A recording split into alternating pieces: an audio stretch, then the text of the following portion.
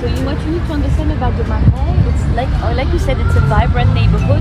Even though today is a very quiet day because of the strike, they're going to all the shops are closed. Like I said, but on a daily basis, lots of Parisians come here to have a nice lunch, for example, drink, or just do some shopping because we have lots of nice shops in the neighborhood. It was a private home.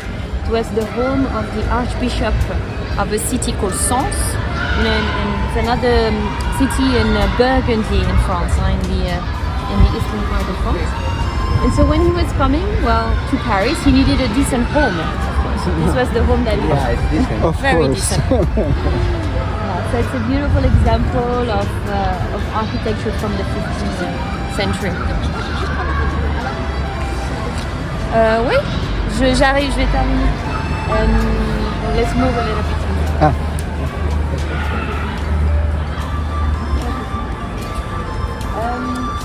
So here, this property changed owners. At some point there was a very famous owner. Her name was Queen Margot. And Queen Margot was the daughter of a queen called Caterina de' Medici.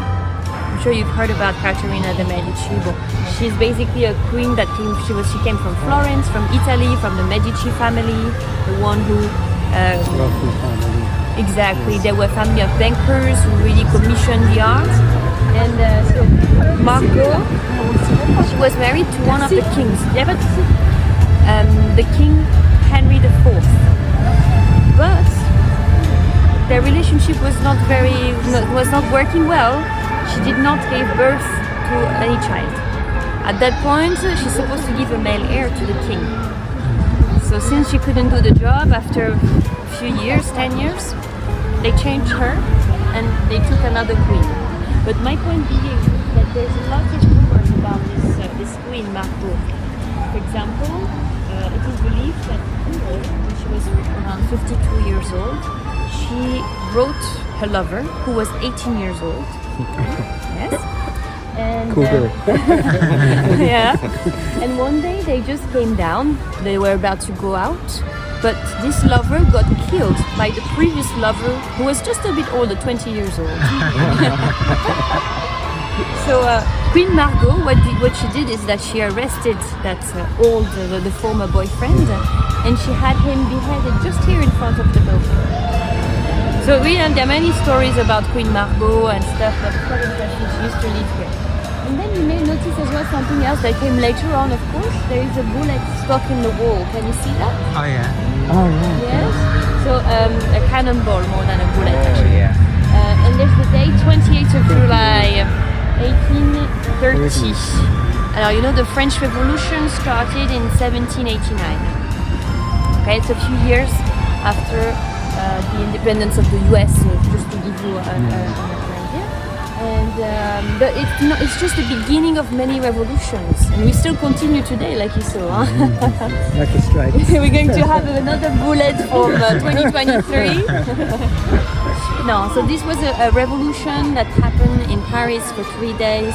The Parisians fought against the police, and eventually we even changed king at that point. So we have a souvenir of the whole. Yeah, exactly. Alors.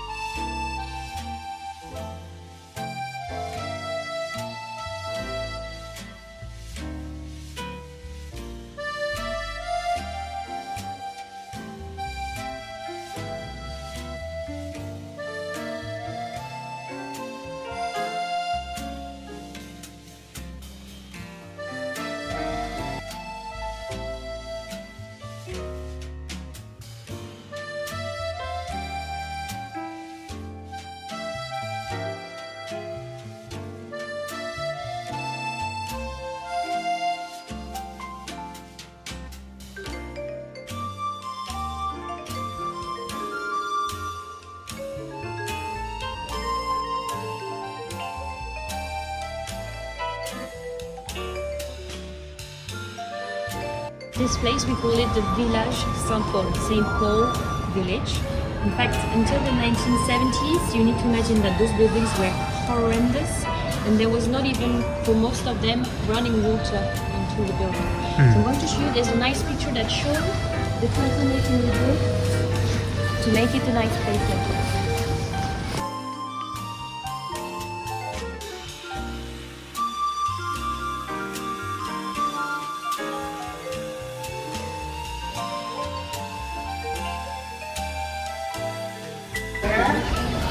How it looked like. They had to destroy and rebuild everything. They were in very poor condition with the apartments here. You see here also you have a picture that's probably from the 1735. So this is a map that was drawn. You have the river over here, and that's the bridge we saw on the right hand side. Remember I told you that brings you to the island? And you notice that you have houses on the bridge. Most of the bridges in Paris had houses built on it. Then they were destroyed because just to make the traffic easier, it was easy to remove the houses. So this is why we call it Village Saint-Paul. That's the yellow part that we see, so again very close to the river. And this is the complex here. You see you have those old shops like this. Completely different vibe here.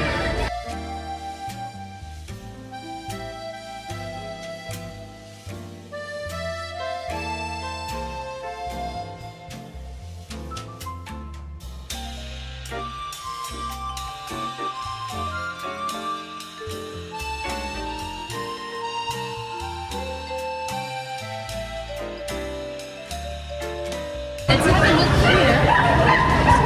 So of course we have children playing because the school is right behind me. But you see there's a wall, you see that big wall with towers? So this wall actually dates back to the 1200s. You need to imagine that Paris in the 1200s was a cosmopolitan city. The king of the time was going crusade to Jerusalem. And therefore to protect the capital. Built a wall around the city. So he would have been outside of Paris. And at the same time he built this wall, he built the Louvre fortress. You have the Louvre. This is the emblem of Paris now. Hopefully on the way I'll show you the original one, but it's a boat because Paris was born from the river. Thanks to the river, Paris exists. If there was no river, there was no Paris. Naturally. For the transportation of goods, of course, they could use it as an act of transportation. To drink the water, to be able to cultivate around as well, to fish. So plenty of reasons to use the Seine back in the days.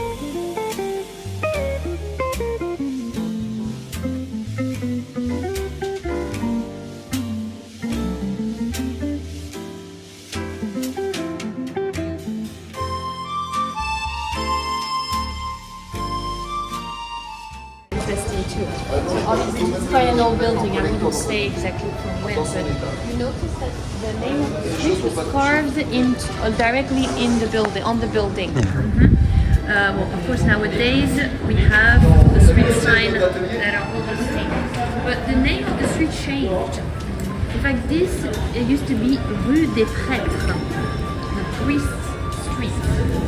Now it's called Rue Charlemagne. In fact, during the French Revolution, we changed the name of the streets very often. If they had a religious meaning, we would erase it and change it to something that is not religious. For example, Charlemagne, who was the emperor. So it's quite interesting what the French Revolution did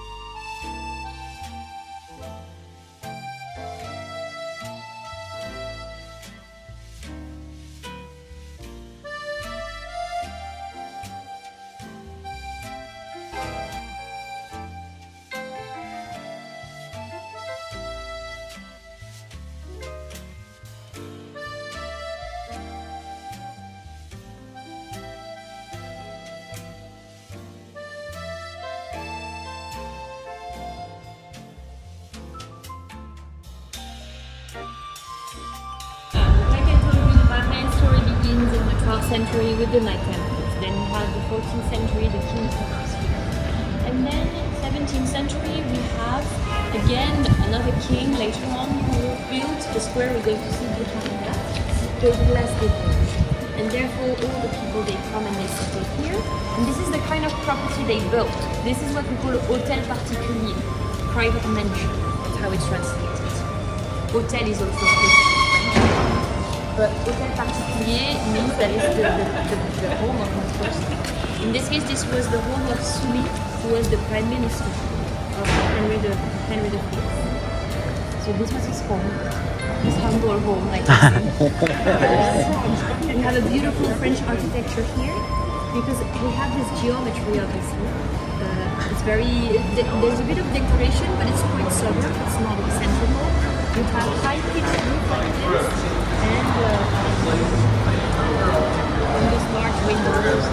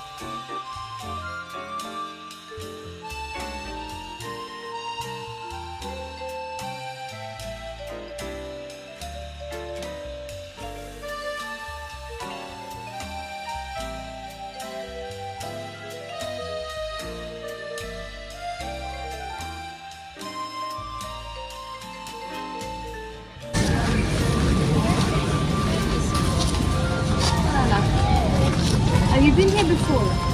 No, no. No, this is what we call Place des Vosges. V-O-S-G-E-S. Yeah, there are many letters in French that we don't pronounce. Such a Place des Vosges. Vosges is a region in France, in the middle, in the center of France, in the middle of the mountains. So why do we call the square like this? Because Marais was only buildings like this. Yes, made of wood. This is a typical medieval building, apartment. There are people living inside, believe it or not, yes. So on the ground floor you had the shop or the kitchen, the restaurant. It was not really a restaurant, it was like more like a taverne. So for example, the people, they live on the first floor and they have a kitchen and they cook for people, but there's just one meal. It's not like you can decide what to eat. Okay? They might brew beers as well, or they do crafts, for example, a smith, all sort of things. So ground floor for the shop and then people living inside. I would say usually in those buildings there was just one main little passage. Here really I have the idea of how a medieval street must have looked like. Very narrow, very tiny, very dark. And so you have little signs on the wall along the way. have different purposes. So, the things that most people agree is that you can either, well, if there's a carriage coming, for example, you can hide behind, so at least your feet are protected by the carriage. yeah. Okay. If you want to ride a horse, you can just climb up and ride the horse. Practical. Yes, and there are some people who say that it helps as well reinforce the structure of the wall. So these are the three possibilities. But this was really, if you go to any medieval streets all over France, you have those little things along the way.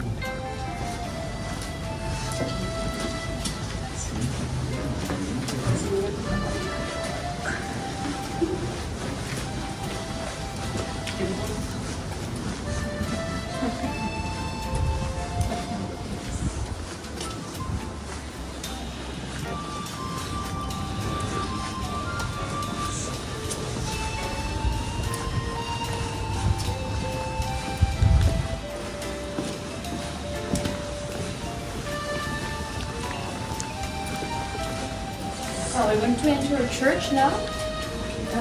It's not a Gothic church, it's a Baroque church, so I came after. We're just going to go through. I'm going to show you one thing and then I'm not going to talk inside. I'll talk as we exit. Yeah?